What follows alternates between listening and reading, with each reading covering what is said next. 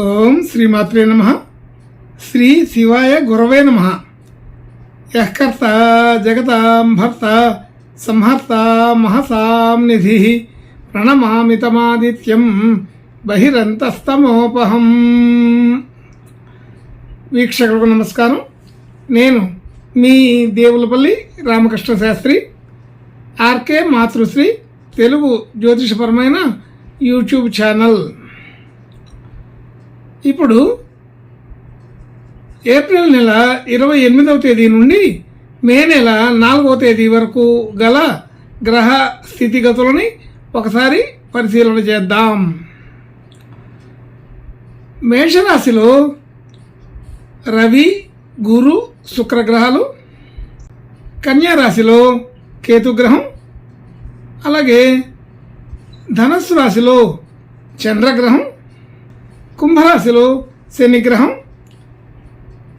అలాగే మీనరాశిలో బుధ, కుజ, రాహుగ్రహాలు సంచరిస్తున్నాయి. ఇటువంటి గ్రహ సంచారాన్ని అనుసరించి ఈ వారం రాశులకి వార ఫలాలు తెలుసుకుందాం. ఓం శ్రీమాత్రే నమః. ఇప్పుడు వృషభ రాశి వారి గురించి తెలుసుకుందాం. వృషభ రాశి వారికి ఈ వారం రాశి నుండి 5వ స్థానంలో కేతుగ్రహం, అలాగే 8వ స్థానంలో చంద్రగ్రహం, 10వ స్థానంలో శనిగ్రహం, 11వ స్థానంలో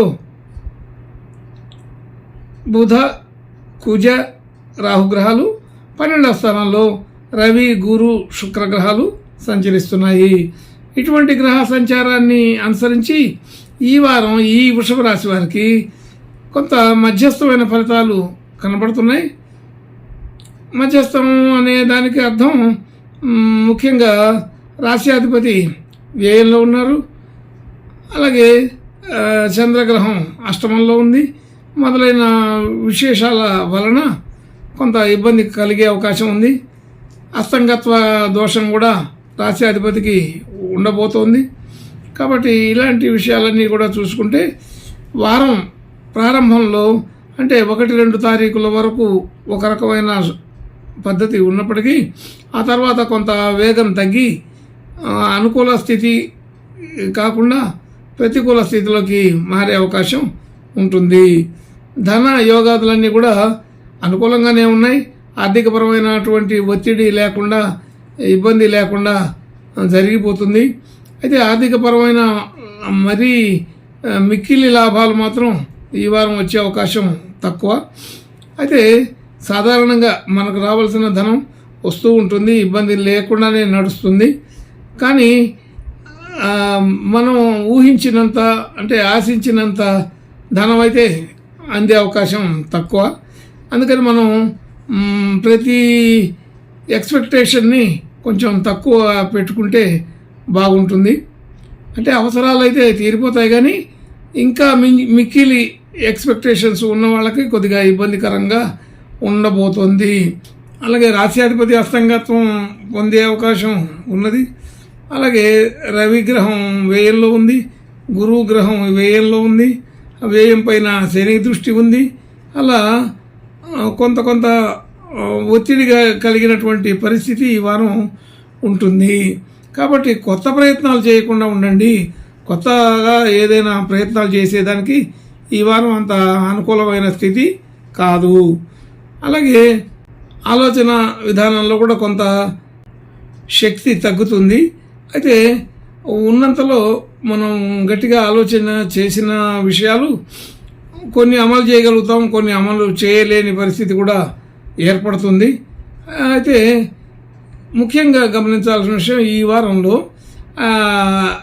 బాగా ఇబ్బందికరమైన వాతావరణం అయితే ఉండదు, కానీ ఆశించిన విషయాలన్నీ కూడా కొంత స్పీడ్ తగ్గి ఉంటాయి.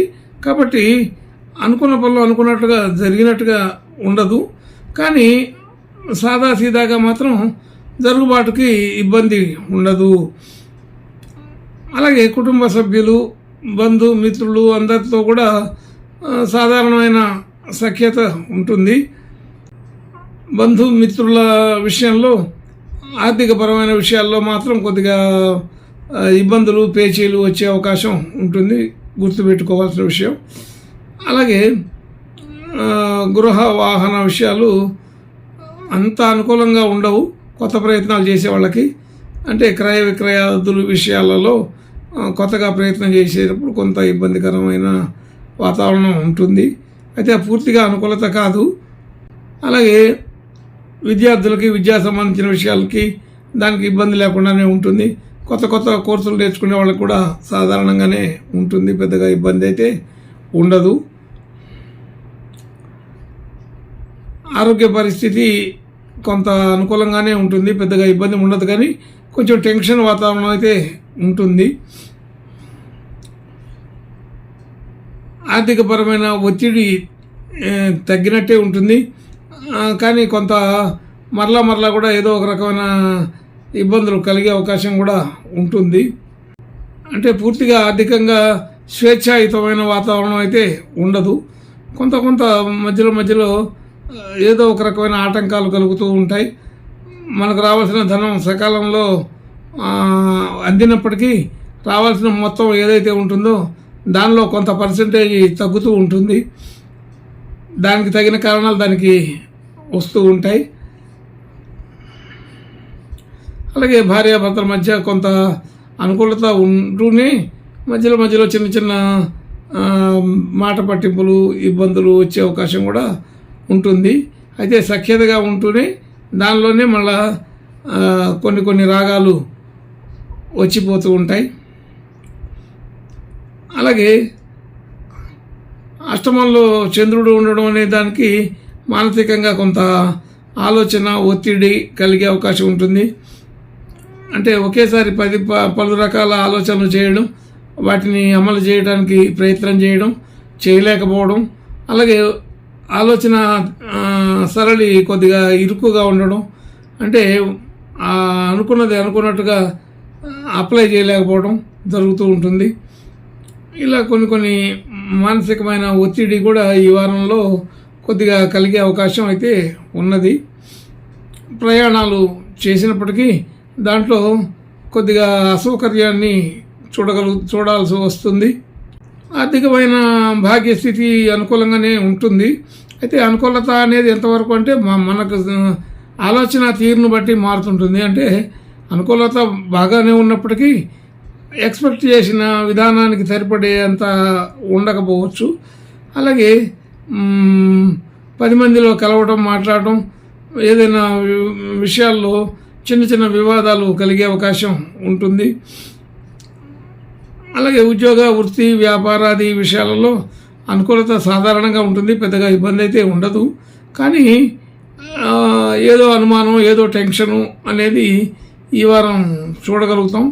అలాగే కొద్దిగా పని ఒత్తిడి అయినట్టుగా ఉంటుంది, పని ఎక్కువైనట్టుగా లేదా ఎక్కువ సమయాన్ని కేటాయించవలసి రావడం అలాంటివి జరిగే అవకాశం ఉంటుంది. అలాగే దూరదేశాలు, దూర ప్రాంతాలు అటువంటి ప్రయత్నాలు చేసేవాళ్ళు వాళ్ళందరికీ కూడా సాధారణమైన స్థితి అనుకూలంగా కూడా ఉంది. అట్లాంటి ప్రయత్నం చేసే వాళ్ళకి మంచి శుభవార్తలు వింటారు, శుభ లక్షణాలు అయితే ఉన్నాయి. అంటే దూర ప్రాంతాల నుంచి మిత్రులు కానీ బంధువులు కానీ మనకి శుభవార్తలు అందించగలుగుతారు. అలాగే అటువంటి మనం ఏదైనా అప్లై చేస్తే వాటికి సరైన సమాధానం వచ్చే అవకాశం ఉంది. కాబట్టి శుభ లక్షణాలు కలిగిన శుభవార్తలు అయితే వినే అవకాశం ఉంటుంది. అలాగే దూర దేశాలకు కానీ, దూర ప్రాంతాలకు కానీ, తీర్థయాత్రలకు కానీ ఏదైనా గట్టి దూర ప్రయాణాలు చేయవలసిన పరిస్థితి ఉంటుంది. అలాగే ఖర్చుల విషయాలు కూడా బాగా ఎక్కువగానే ఉంటాయి. అలాగే ధార్మిక కార్యక్రమాలకి కొంత, మరి లగ్జరీ విషయాలకి కొంత ఖర్చు పెట్టవలసిన పరిస్థితులు వస్తుంటాయి. అలాగే పౌరుషానికి కూడా కొంత ఖర్చు పెట్టవలసి వస్తుంటుంది. అలా ఖర్చులు రకరకాల పేర్లతోటి ఏదో ఒక రకంగా అయితే వృధా ఖర్చు కాకపోవచ్చు, కానీ ఒక రకమైన డాంబికమైన వ్యవహారాల్లో కొంత వేస్ట్ కనబడుతూనే ఉంటుంది. అయినప్పటికీ ఖర్చులు నివారించలేని పరిస్థితి కూడా ఉంటుంది. అయితే ఈ వృషభ రాశి వారికి రాజకీయ రంగం అంత పెద్ద అనుకూలం కాకపోయినప్పటికీ కొంతవరకు సక్సెస్ అయ్యే అవకాశం ఉంటుంది, సాధారణ స్థితి. కానీ అలాగే ఈ రాశి వారు అటువంటి చర్చలు విచర్చలు పెట్టుకొని దాంట్లో ఇబ్బంది పడవలసి వస్తుంది.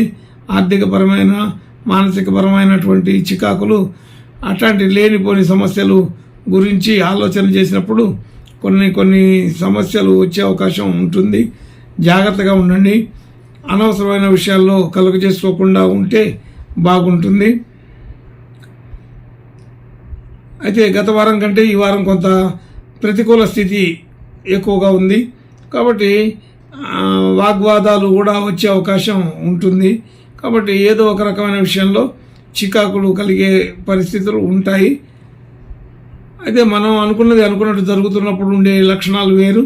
అయితే ఇప్పుడు కొంత ప్రతికూలంగా మారుతున్నప్పుడు అనవసరమైన విషయాలని కలుగజేసుకుంటే అవి పెద్ద స్థాయిలోకి వెళ్ళే అవకాశం ఉంటుంది. కాబట్టి కొంచెం జాగ్రత్తగానే ఉండమని చెప్పబడుతుంది. ఈ వృషభ రాశి వారు ఈ వారం మొదటి 3-4 రోజులు సాధారణంగా బాగానే ఉన్నప్పటికీ వారం చివరికి వచ్చేసరికి వివాదాలు, సమస్యలు అనేవి కొద్దిగా కలిగే అవకాశం ఉంది. అందుకని ఇది మిశ్రమ ఫలితాలంటే ముందు సగభాగంలో అనుకూలమైన వాతావరణం, తర్వాత సగభాగంలో ప్రతికూలమైన వాతావరణం కనబడుతుంది. కాబట్టి ఈ 2 విధానాలు అర్థం చేసుకొని సమయానుకూలంగా ప్రవర్తించండి. కొత్త వ్యవహారాదులు, వ్యాపారాదులు, వివాహ ప్రయత్నాలు ఇలాంటివి ఈ వారం అంత అనుకూలంగా లేవు. కొత్తగా వ్యాపారాలు ప్రారంభించడానికి కూడా ఇది సరైన సమయం కాదు. అలాగే పెట్టుబడులు పెట్టడం, డిపాజిట్లు చేయడం ఇలాంటి విషయాలన్నిటికీ కూడా అంత పూర్తి అనుకూలమైతే లేదు. అయితే కొంత కుటుంబ సంబంధించిన విషయాలకైతే ఏమి, వస్త్రాలు, ఆభరణాలు మొదలైన విషయాల్లో కొనుగోలు కోసం అయితేమి కొంత ఖర్చు చేయవలసిన పరిస్థితి ఉంటుంది. అలాగే బంధుమిత్రుల కోసం ఇలాంటి విషయాలు కూడా దానిలోకే వస్తాయి. కాబట్టి కొంత ఖర్చులు ఎక్కువగానే ఉంటాయి. దానికి తగినట్టుగా ఆర్థిక విధానాన్ని కూడా ఉన్నప్పటికీ అది కొంత ఇబ్బందికరమైన వాతావరణంగా మనం గమనించవచ్చును. కాబట్టి ఈ వృషభ రాశి వారు ఈ వారం మిశ్రమ ఫలితాలుగా గుర్తించండి. కొంచెం జాగ్రత్తగా ఉండవలసిన వారం. అయితే ఈ వారం చివరిలో మాత్రం ఇంకా అప్రమత్తంగానే ఉండాల్సిన పరిస్థితి ఉంటుంది. ఈ వృషభ రాశి వారు ఈ కొంచెం మంచి లక్షణాలు, మంచి ఇబ్బంది లేని పరిస్థితులు కలగడం కోసం ఈ వారం దత్తాత్రేయ స్వామి ప్రార్థన నమస్కారాలు చేసుకుంటే బాగుంటుందని తెలుస్తోంది. శుభం భూయాత్. ఓం శ్రీమాత్రే నమః.